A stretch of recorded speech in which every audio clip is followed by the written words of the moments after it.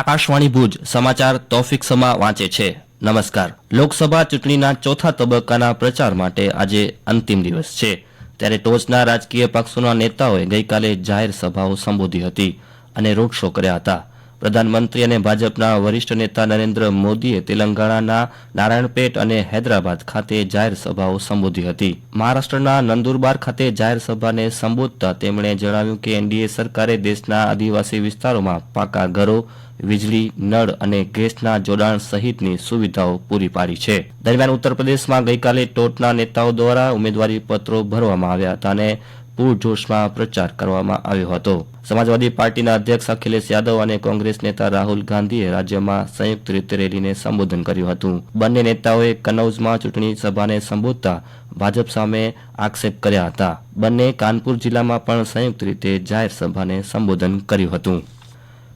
ગુજરાત માધ્યમિક અને ઉચ્ચતર માધ્યમિક શિક્ષણ બોર્ડ દ્વારા માર્ચ 2024માં લેવાયેલી ધોરણ 10ની પરીક્ષાનું પરિણામ આજે જાહેર કરવામાં આવશે. આ પરીક્ષાનું પરિણામ ગુજરાત માધ્યમિક અને ઉચ્ચતર માધ્યમિક શિક્ષણ બોર્ડની વેબસાઇટ www.gseb.org પર આજે સવારના 8 વાગે જાહેર કરવામાં આવશે. વિદ્યાર્થીઓ તેનું પરિણામ પરીક્ષાનો બેઠક નંબર ભરીને મેળવી શકશે. વિદ્યાર્થીઓ વોટ્સઅપ નંબર 6357300971 પર પણ પોતાનો બેઠક નંબર મોકલીને પરિણામ મેળવી શકશે.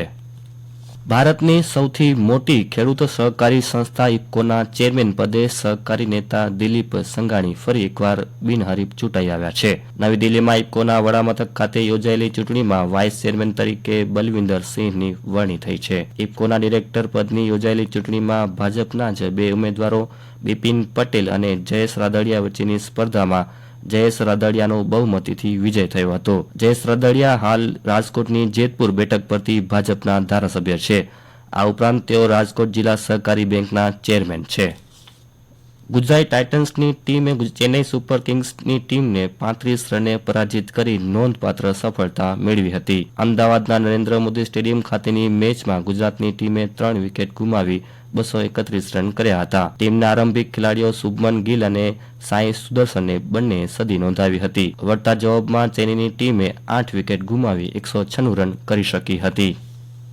કચ્છમાં તાપમાનમાં આંશિક પારો ઘટવા છતાંય ગરમીનું પ્રમાણ યથાવત રહ્યું હતું.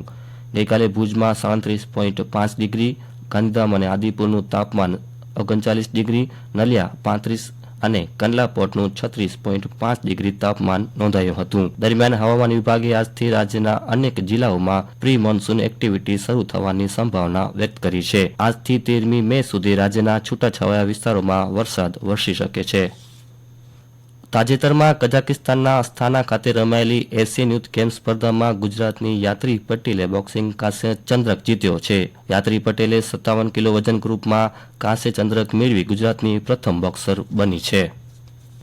દાહોદ લોકસભા બેઠકમાં આવેલ સંતરામપુર તાલુકાના પ્રથમપુરા મતદાન કેન્દ્રમાં આજે સવારે 7 વાગ્યાથી સાંજના 6 વાગ્યા સુધી પુનઃ મતદાન યોજાશે.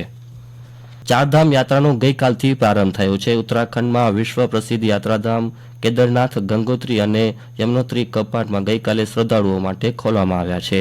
આ સુપ્રસંગે ત્રણેય યાત્રાધામોને ફૂલોથી સજાવવામાં આવ્યા છે.